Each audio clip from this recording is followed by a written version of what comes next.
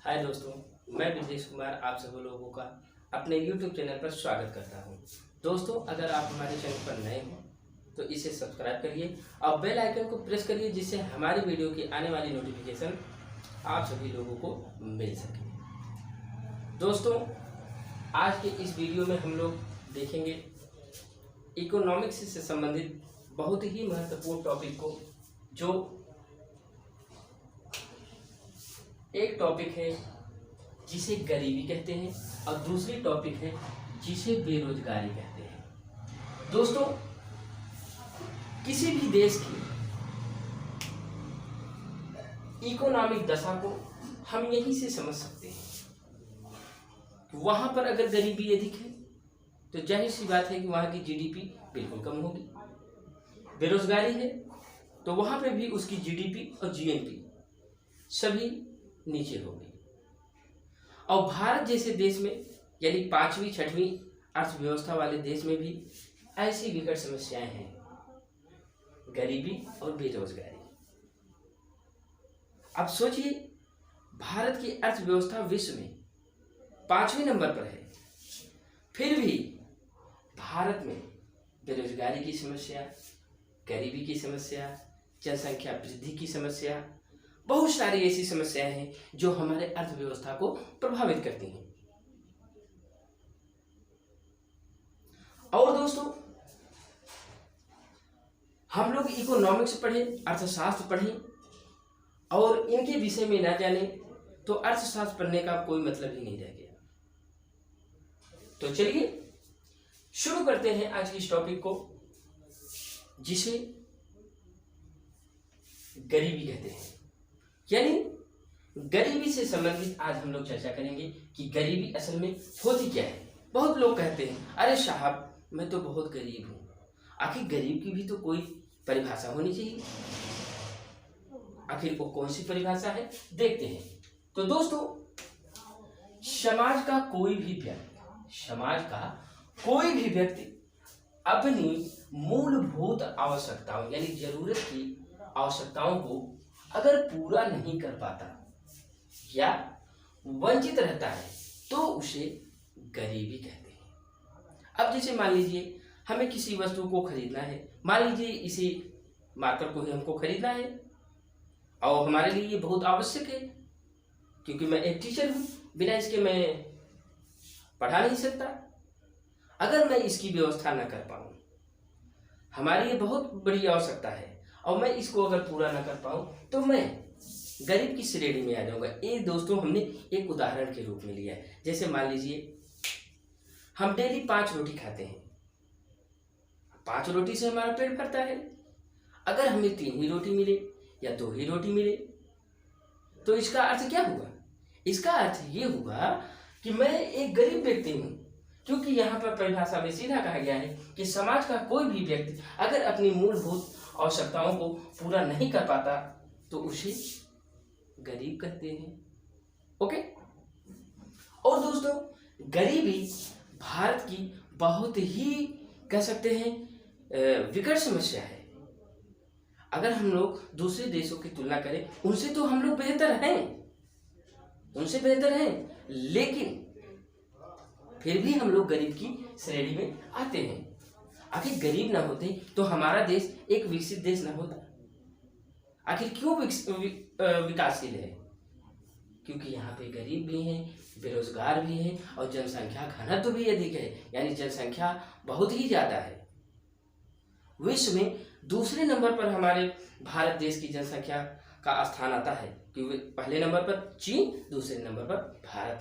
और 2050 तक तो 2050 क्या, उसके पहले ही विश्व में सबसे अधिक जनसंख्या वाला देश भारत हो जाएगा। संसाधन का अभाव हो जाएगा, सामान यानी वस्तुएं एक रहेंगी और उसको लेने वाले दसों सैकड़ों हजारों की तादाद में रहेंगे। तो क्या आएगा इससे? ये गरीबी और बेरोजगारी ही तो पनपेगी। ओके, आगे हम लोग देखते हैं आखिर इस गरीबी को आंका कैसे जाता है। देखिए, गरीबी यानी निर्धनता, चाहे दोस्तों गरीब कहता हूं या निर्धनता कहता हूं, दोनों बातें एक ही समझी जाए। ओके, तो देखिए दोस्तों, निर्धनता का मापन यानी गरीबी का मापन किस आधार पर किया जाता है? तो दोस्तों, सापेक्ष निर्धनता और निरपेक्ष निर्धनता, ये दो टाइप के होते हैं। और देखिए, सापेक्ष निर्धनता में क्या होता है, इसमें तुलनात्मक अध्ययन किया जाता है, तुलना किया जाता है एक दूसरे से, यानी आय व जनसंख्या के मध्य, आय कितनी है और जनसंख्या कितनी है, इन दोनों के मध्य तुलना किया जाता है। जैसे जनसंख्या कम है तो आय ज़्यादा होगी और जनसंख्या ज़्यादा है तो आय कम होगी। जाहिर सी बात है, हमें 2 लेबर की आवश्यकता है और हम उसको 100 रुपये देते हैं। मान लीजिए एक मजदूर को हम 100 रुपये देते हैं। ये तो एक साधारण सा बात हुआ कि आवश्यकता हमको 2 है और हमको 100 रुपये देना है एक मजदूर को। अब मान लीजिए अब बेरोजगारी यानी निर्धनता है तो अगला व्यक्ति आएगा हमारे पास, कहेगा कि हमें 50 ही रुपये दे दीजिए, मैं 50 रुपये में सारा काम कर जाऊंगा। तो यही है आय और जनसंख्या के मध्य का तुलनात्मक अध्ययन यानी सापेक्ष निर्धनता कहलाता है। ओके, दूसरा इसका जो पॉइंट है, आय की विषमता।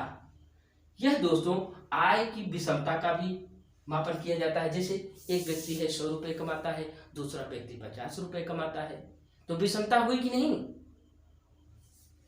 अगला पॉइंट है दोस्तों, ये विकसित देशों में होता है। कहाँ होता है दोस्तों? विकसित देशों में, यानी हमारे देशों में ऐसा नहीं होता।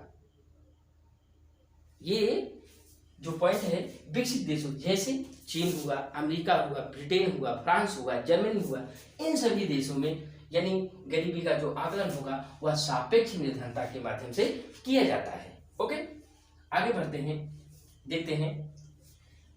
इस सापेक्ष निर्धनता को 2 विधियों से मापा जाता है। 2 विधि कौन सी है दोस्तों? पहला है लॉरेंज वक्र विधि, लॉरेंज वक्र विधि। लॉरेंज वक्र विधि दोस्तों आप लोगों ने देखा होगा, वो इस टाइप के होते हैं और यहां से ऐसे चलते हैं, यही है वक्र यानी लॉरेंज का वक्र। और दोस्तों दूसरा है गिन्नी गुणांक विधि। गिन्नी गुणांक विधि 2 तरह से मापा जाता है सापेक्ष निर्धनता को। ये दोस्तों जो लॉरेंज वक्र विधि है यह 1905 ईस्वी में, कह सकते हैं कि 1905 ईस्वी में इस विधि का प्रयोग किया गया। इसमें दोस्तों आय की विषमता को दर्शाती है। आय की विषमता को बोले तो एक व्यक्ति 100 रुपये कमा रहा है, एक व्यक्ति 50 रुपये कमा रहा है, एक व्यक्ति 10 ही रुपये कमा रहा है, यानी लॉरेंज वक्र विधि 1905 में जो बना वह आय की विषमता को दर्शाती है। अगला दोस्तों गिन्नी गुणांक विधि जो है यह दोस्तों 1912 ईस्वी में इसका निर्माण किया गया, यानी लॉरेंज वक्र विधि का गणितीय रूप है।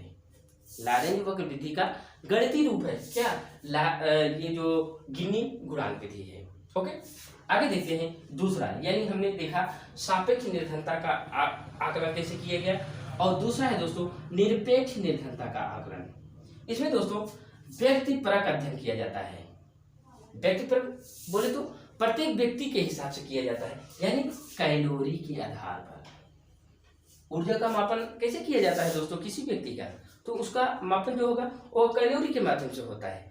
तो ये जो निरपेक्ष निर्धनता है इसका आकलन भी कैलोरी के आधार पर किया जाता है, यानी ऊर्जा की जो आवश्यकता होनी चाहिए, जैसे मान लीजिए हमें 2000 किलो कैलोरी की आवश्यकता है और हमें 2000 किलो कैलोरी ना मिल करके 1500 किलो कैलोरी मिले, तो ये माना जाएगा कि मैं एक गरीब व्यक्ति हूँ। ओके, आगे देखते हैं दूसरा दोस्तों, इसमें उपभोग व्यय के आधार पर, उपभोग व्यय के आधार पर आप कितना खर्चा करते हैं। अगला मूल्य सूचकांक के आधार पर। ओके, ये दोस्तों विकासशील देशों में होता है।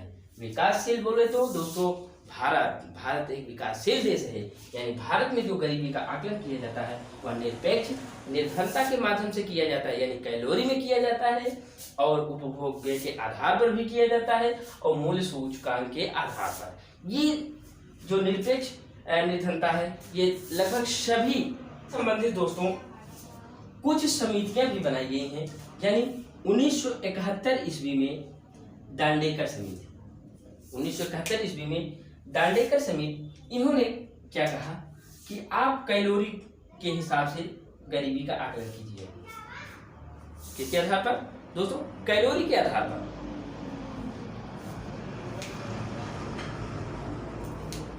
अब दोस्तों इन्होंने क्या माना, यानी दांडेकर समिति ने अपनी रिपोर्ट में ये कहा कि कैलोरी को आधार मानते हुए ये बोला कि प्रत्येक व्यक्ति को 2250 कैलोरी, प्रत्येक व्यक्ति को 2250 कैलोरी प्रतिदिन, यानी एक दिन में उसे 2250 कैलोरी मिलना चाहिए।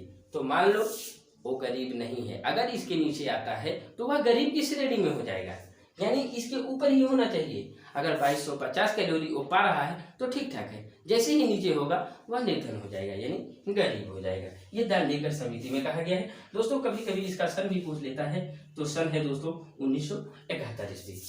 ओके, आगे बढ़ते हैं, देखते हैं। दूसरा है 1977-78 ईस्वी में एक समिति बनी जिसे वाई के अलग समिति कहा गया। ये भी दोस्तों कैलोरी को ही आधार माना, इन्होंने कैलोरी को ही आधार माना, लेकिन कैलोरी के आधार को मानते हुए इसे दो पार्टों में डिवाइड किया। दो पार्टी में बोले तो जैसे एक ग्रामीण एक शहरी। भाई ग्रामीण है तो मेहनत परक होते हैं, वो ज्यादा मेहनत करते हैं, किसान होते हैं, खेतों में काम करते हैं, तो उनके लिए ज्यादा कैलोरी की आवश्यकता होगी। जो शहरों में होते हैं वो कम वर्क करते हैं, इसलिए उनको कम चाहिए। तो इन्होंने यानी वाई के अलग समिति ने कहा कि ग्रामीण के लिए 2400 किलो कैलोरी, ग्रामीण के लिए 2400 कैलोरी और शहरी क्षेत्र में 2100 कैलोरी प्रतिदिन अगर व्यक्ति को मिल जा रहा है तो ये माने कि वह व्यक्ति गरीब नहीं है। अगर इसके नीचे उसे मिलता है, जैसे कोई ग्रामीण व्यक्ति है, मान लीजिए 2350 कैलोरी उसको मिल रहा है पूरे दिन में, तो वह गरीब हो जाएगा। अगर इसके यानी 2400 के ऊपर जैसे पहुंचेगा वह निर्धन और गरीब नहीं रहेगा। ये बोलते हैं वाई के अलग समिति की रिपोर्ट में। ओके, अगला है दोस्तों 1989 ईस्वी में।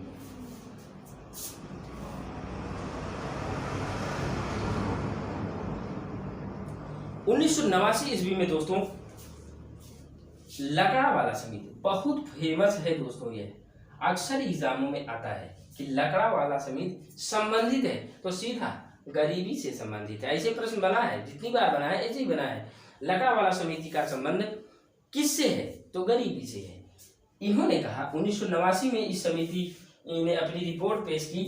उसने बोला कि उपभोक्ता मूल्य सूचकांक, यानी इन्होंने उपभोक्ता मूल्य सूचकांक को गरीबी का आधार माना। ओके, आगे देखते हैं 2008-9 में सुरेश तेंदुलकर समिति ने अपनी रिपोर्ट प्रस्तुत की और इन्होंने कहा प्रति व्यक्ति उपभोग व्यय, यानी कोई व्यक्ति गरीब तभी होगा उसका उपभोग व्यय एक दिन में कितना है। ओके, तो इसको उन्होंने कैसे परिभाषित किया कि ग्रामीण एक दिन में कितना खर्च कर रहा है और शहरी एक दिन में कितना खर्च कर रहा है, इसको आधार इन्होंने माना। यानी प्रति व्यक्ति उपभोग व्यय एक दिन में वह टोटल कितना खर्चा करता है।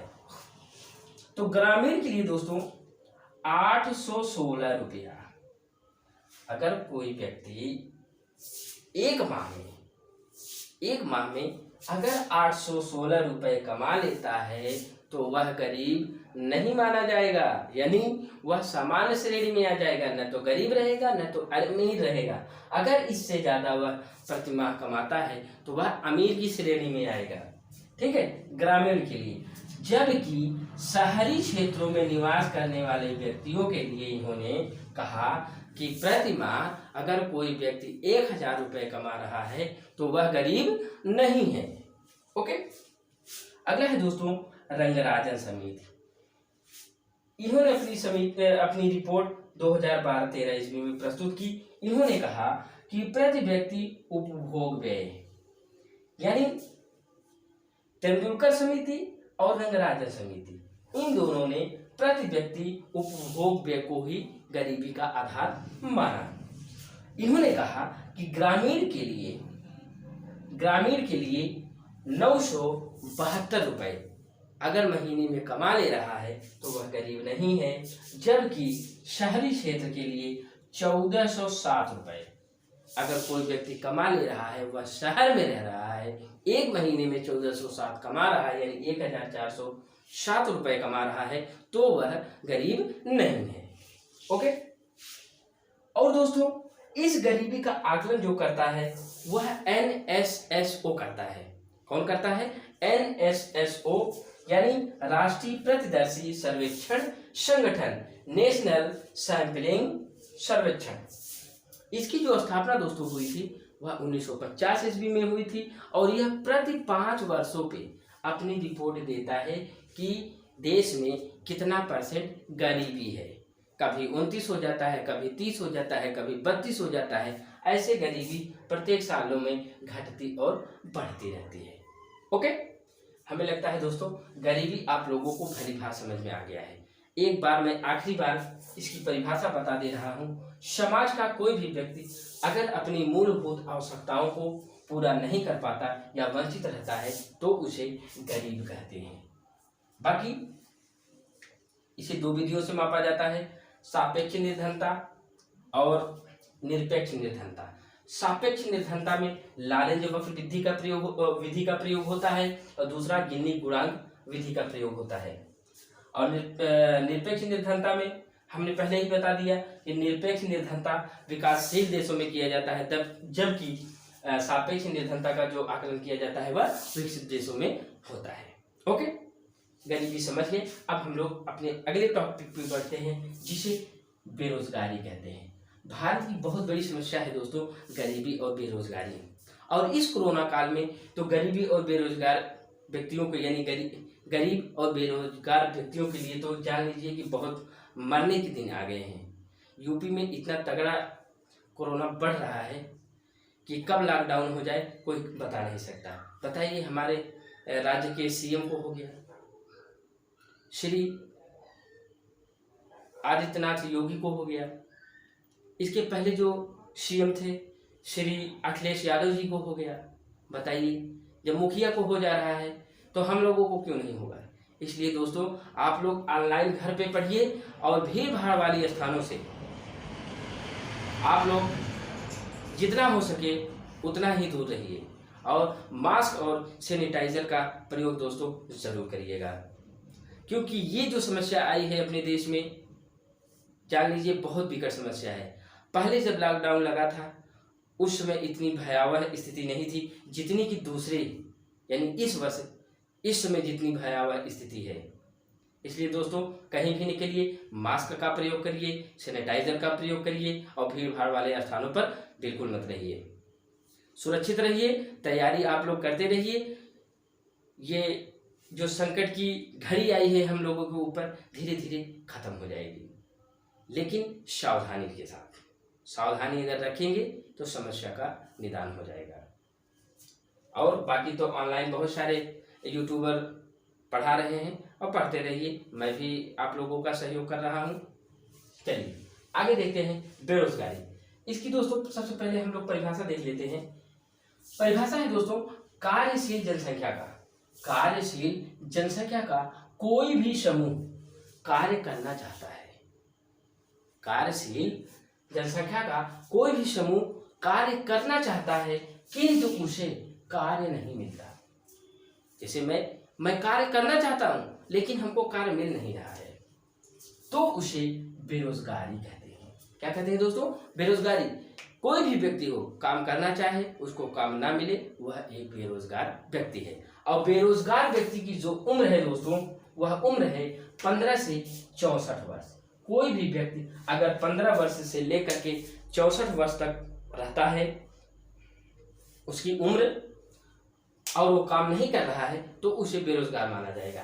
15 वर्ष के नीचे को बेरोजगार नहीं कहेंगे और 64 वर्ष के ऊपर को बेरोजगार नहीं कहेंगे, क्योंकि 64 वर्ष के ऊपर को वृद्ध बोलेंगे और 15 वर्ष के नीचे को कह सकते हैं कि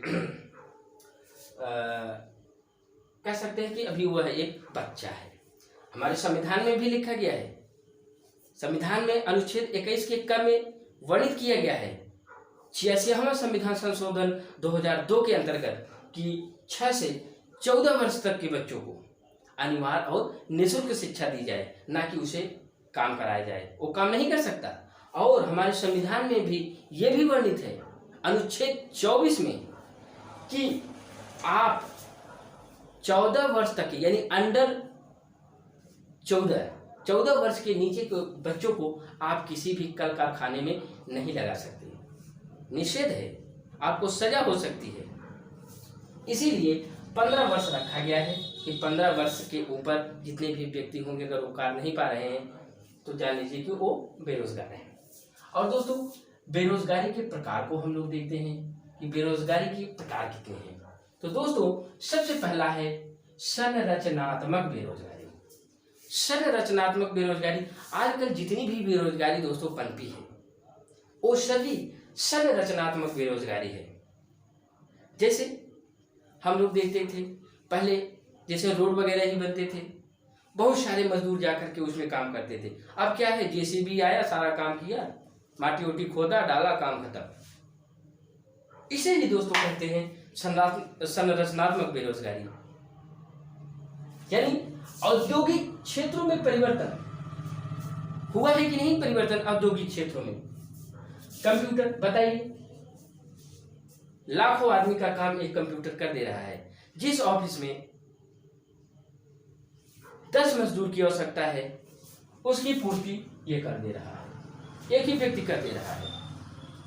लोग कलम से पहले हिसाब लिखा करते थे, आज कंप्यूटर पे कर रहे हैं। ये क्या है? ये संरचनात्मक बेरोजगारी है। और दोस्तों जेसीबी, अब बताइए वही रोड वाली बात, कितनी आसानी के साथ काम लोग कर रहे हैं। जितना आसान हो रहा है काम, जान लीजिए बेरोजगारी उतनी ही बढ़ती जा रही है। ये विकासशील देशों की समस्या है, विकसित देशों की समस्या नहीं है, यह विकासशील देशों की समस्या है। भारत जैसे देशों की समस्या है कि यहाँ पे संरचनात्मक बेरोजगारी है। मशीनें आई, आदमी का काम खत्म। 100 मजदूरों की आवश्यकता है, एक मशीन लगा दो, 100 मजदूर का काम एक ही दिन में खत्म। कौन 15 दिन 1 माह परेशान रहे 100 मजदूर को लेकर के? एक ही दिन में काम कर दे, जेसीबी लगा दे, सारा माटी खत्म कर दे। तो भारत में अगर कोई पूछ ले कि भारत में कैसी बेरोजगारी पाई जाती है, तो आप लोग बताइए संरचनात्मक बेरोजगारी। ओके, अगला है अल्प बेरोजगारी। अल्प बेरोजगारी दोस्तों किसी की क्षमता के अनुसार कार्य का न मिलना, उसे अल्प बेरोजगारी कहते हैं। जैसे मान लीजिए हमें पढ़ाने की क्षमता है, कि मैं 8 घंटे पढ़ा सकता हूं, लेकिन हमें काम नहीं मिल रहा है, तो क्या है? यह अल्प बेरोजगारी है। और इसमें भी दोस्तों अगर प्रतिदिन 8 घंटा, कोई भी व्यक्ति अगर प्रतिदिन 8 घंटा या प्रतिवर्ष 273 दिन कार्य करता है तो वह बेरोजगार नहीं होगा। भाई जितने भी ऑफिस वगैरह होंगे हम लोग देखते हैं 8 घंटे की ड्यूटी होती है। अगर कोई व्यक्ति 8 घंटे की ड्यूटी कर रहा है तो बेरोजगार कैसे हो सकता है? अगर इससे तनी भी कम किया, 7 घंटे की या 5 घंटे 4 घंटे, तो जानिए कि वह एक बेरोजगार व्यक्ति है। और साल में 273 दिन, 365 दिन होते हैं, 273 दिन अगर उसे काम मिल गया एक साल में, तो जान लीजिए कि वह एक बेरोजगार नहीं है, वह रोजगार परक आदमी है। तो इसे कौन सी बेरोजगारी कहते हैं दोस्तों? इसे अल्प बेरोजगारी कहा जाता है। ओके, अगला है चक्रीय बेरोजगारी। चक्रीय बेरोजगारी दोस्तों यह अर्थव्यवस्था में उतार चढ़ाव के कारण होता है। कैसे?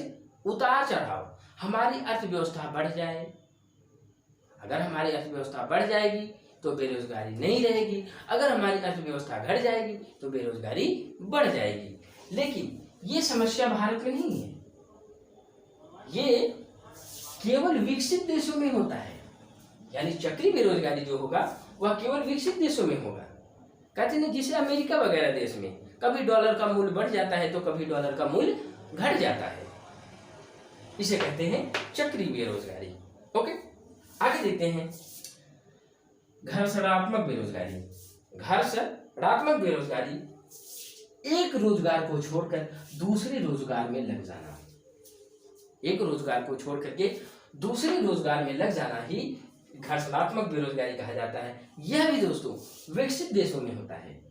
भाई काम है ना, विकसित देशों में कोई समस्या नहीं है, वहां पे बहुत सारे काम है। हमने कोई भी काम किया, काम करने हमको, जैसे मान लीजिए मैं एक टीचर ही हूँ, काम कर रहा हूँ, हमको नहीं अच्छा लगा, हमारे सामने दूसरा वर्ग है, हम उसको खट से पकड़ लेंगे। यानी एक रोजगार को छोड़ करके जैसे ही दूसरे रोजगार में जाया जाए, हमको ये अच्छा नहीं लगा, हम दूसरा करेंगे काम, तो उसे कहते हैं घर्षणात्मक बेरोजगारी। यह दोस्तों विकसित देशों में देखा जाता है इसको।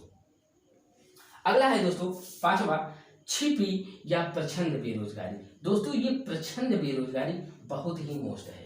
बहुत बार प्रश्न यहाँ से बना है कि प्रच्छन्न बेरोजगारी किसे कहते हैं या छिपी बेरोजगारी किसे कहते हैं। तो यह दोस्तों कृषि के क्षेत्रों में होता है। कहाँ होता है?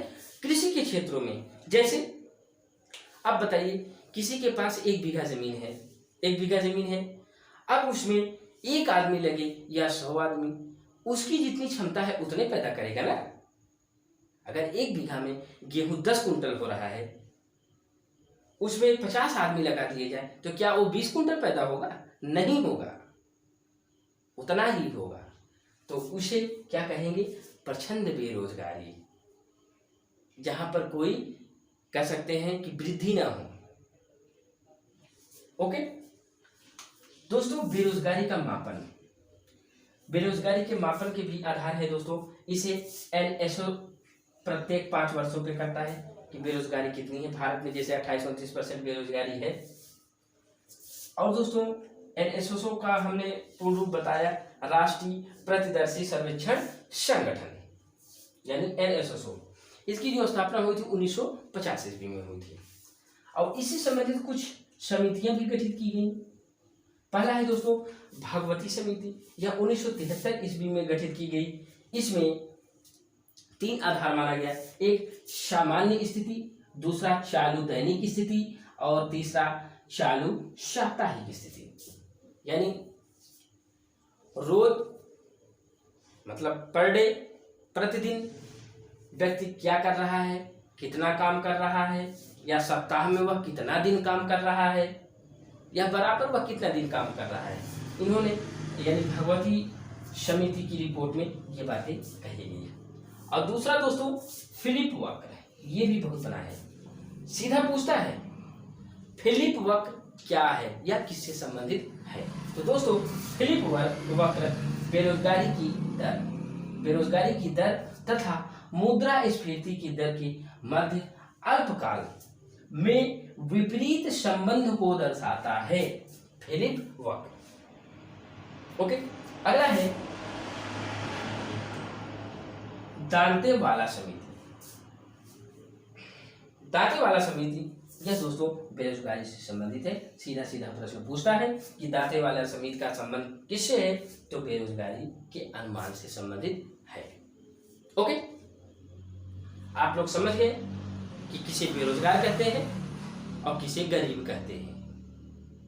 किसी भी देश की बहुत बड़ी समस्या है गरीबी और बेरोजगारी। ओके दोस्तों, आशा करते हैं हमारा यह वीडियो आप लोगों को पसंद आया होगा। पसंद आया हो लाइक और शेयर जरूर करिएगा दोस्तों अपने दोस्तों के पास। ओके, और घर पे रहिए, सेफ रहिए, सैनिटाइजर का प्रयोग करिए, कहीं निकलिए मास्क का प्रयोग करिए, क्योंकि कोरोना विकराल रूप धारण कर चुका है। जैसे दोस्तों सिंधु घाटी सभ्यता का पतन बाढ़ की वजह से हुआ, महामारी की वजह से हुआ, कहीं वही स्थिति ना बन जाए कि इस सभ्यता का भी पतन बीमारी की वजह से हो जाए। ओके, चलते हैं दोस्तों, बाय बाय।